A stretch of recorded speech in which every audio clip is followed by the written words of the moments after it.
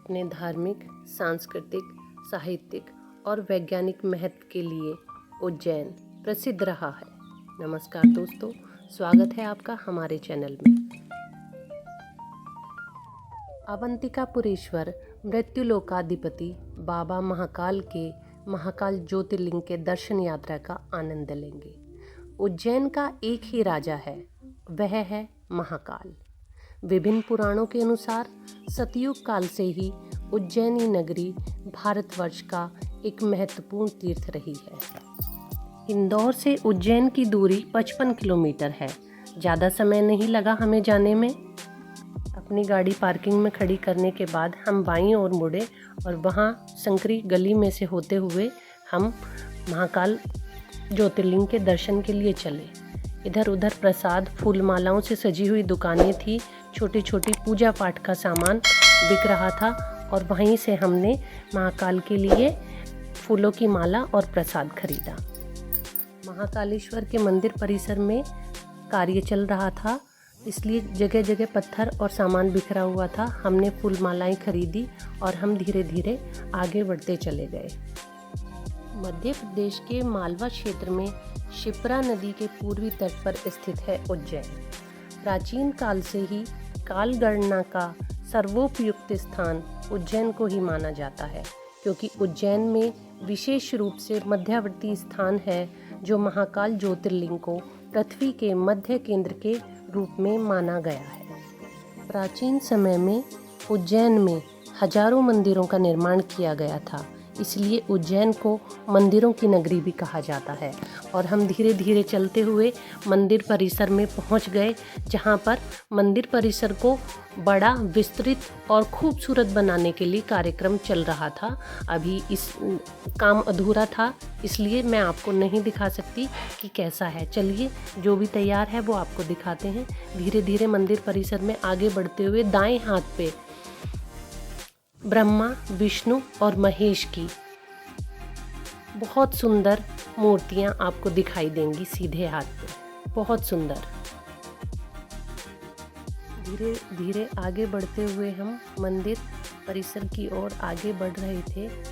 आगे चलने पर हमें हनुमान जी का मंदिर दिखाई दिया और उसके आगे कुछ दूरी पर नवग्रह पूजा, यहाँ पर 9 शिवलिंग हैं और उनके पास ही शिव की आकृति है। यहाँ पर बताया जाता है कि लोग अपने नवग्रहों को शांत करने के लिए पूजा करते हैं, जो भी विधि विधान से पंडित जी कराते हैं।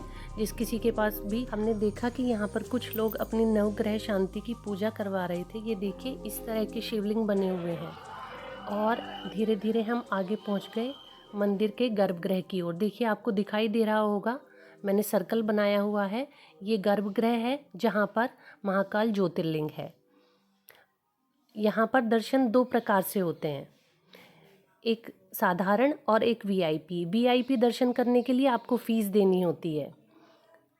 जब आप मंदिर परिसर में आगे बढ़ते जाते हैं तो दीवारों के इधर उधर आपको महाकाल की श्रृंगार के बहुत सुंदर सुंदर फोटो दिखाई देते हैं।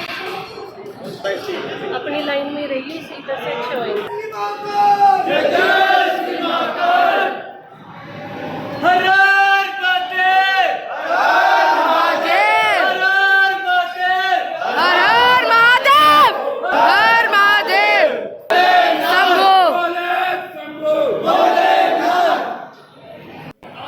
महाकाल की जय जयकार के नारे लगाते हुए हमने बाईं तरफ से देखा, पंडित जी दोपहर की आरती लेकर आ गए हैं।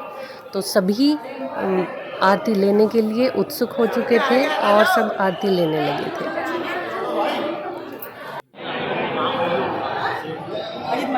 पंडित जी आरती देकर सबको चले गए। हम धीरे धीरे आगे बढ़े और गर्भगृह बस हमसे कुछ ही दूरी पर है। महाकाल के दर्शन करने के लिए हम बहुत ही उत्साहित थे, बहुत ही उत्सुक थे। और हमारे बाईं तरफ ध्यान दीजिएगा, बाईं तरफ नंदी महाराज बैठे हुए हैं और ये गर्भगृह है। जिस तरफ उनका मुंह है उस तरफ महाकाल ज्योतिर्लिंग है, जो कि 12 ज्योतिर्लिंगों में से केवल महाकाल ज्योतिर्लिंग ही स्वयंभू है, जो कि एकमात्र ऐसा शिवलिंग है जो दक्षिण मुखी है। बहुत ही सुंदर बहुत ही अद्भुत और बहुत ही सुकून देने वाला पल था ये जब हमने दर्शन किए। मैं पूरी कोशिश करूँगी कि आपको भी दर्शन हो जाएं। महाकाल का शिवलिंग जब प्रकट हुआ जब भगवान शिव को राक्षस दूषण का अंत करना था। कहते हैं भगवान शिव उस राक्षस का काल बनकर आए और उसके बाद उज्जैन के वासियों के आग्रह पर यहीं रुक गए और अनंत काल तक यहीं बने रहने का आशीर्वाद दिया। इसीलिए इन्हें महाकाल कहा जाता है।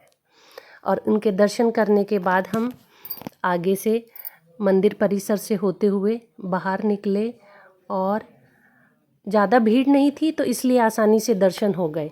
और ये मंदिर परिसर है, ये बहुत बड़ा है। इसमें और छोटे छोटे बहुत सारे मंदिर हैं, गणेश जी के, माता रानी के और ज्योतिर्लिंग के छोटे छोटे और मंदिर हैं। ये सामने आपको जो मंदिर दिखाई दे रहा है ये श्री महामंडलेश्वर का ज्योतिर्लिंग है। और यहाँ पर हम दर्शन करने गए और वहाँ पे हमने दर्शन किए। आगे बढ़ते हुए हमें नंदी महाराज दिखाई दिए। नंदी महाराज को देखते ही ये पहचान होती है कि यहीं कहीं शिवलिंग हैं, ज्योतिर्लिंग हैं।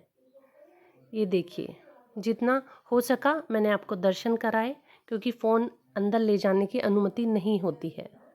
ये श्री महामंडलेश्वर और भी मंदिर थे, वहाँ पर हम दर्शन करने गए और दर्शन करने के बाद हम बाहर मंदिर परिसर से बाहर निकले और फिर हम गए थोड़ी ही दूरी पर हरसिद्धि माता का मंदिर है। कहते हैं माता सती की यहाँ पर कोहनी गिरी थी और इस मंदिर का निर्माण किया गया था। हरसिद्धि माता के दर्शन करने के बाद हम पहुँचे श्री काल भैरव मंदिर। यह भी उज्जैन में ही है और इनको भी शिव का एक रूप ही माना जाता है। काल भैरव मंदिर के प्रांगण में ही आपको भक्त मिल जाएंगे जो यहाँ पर मदिरा चढ़ाते हैं। ऐसा माना जाता है कि यहाँ के काल भैरव मदिरा पान करते हैं। फूल और प्रसाद के साथ मदिरा का उन्हें भोग लगाया जाता है। महाकाल का दूसरा रूप काल भैरव। और ये देखिए, आपको मैं दर्शन कराती हूँ उज्जैन के श्री काल भैरव के।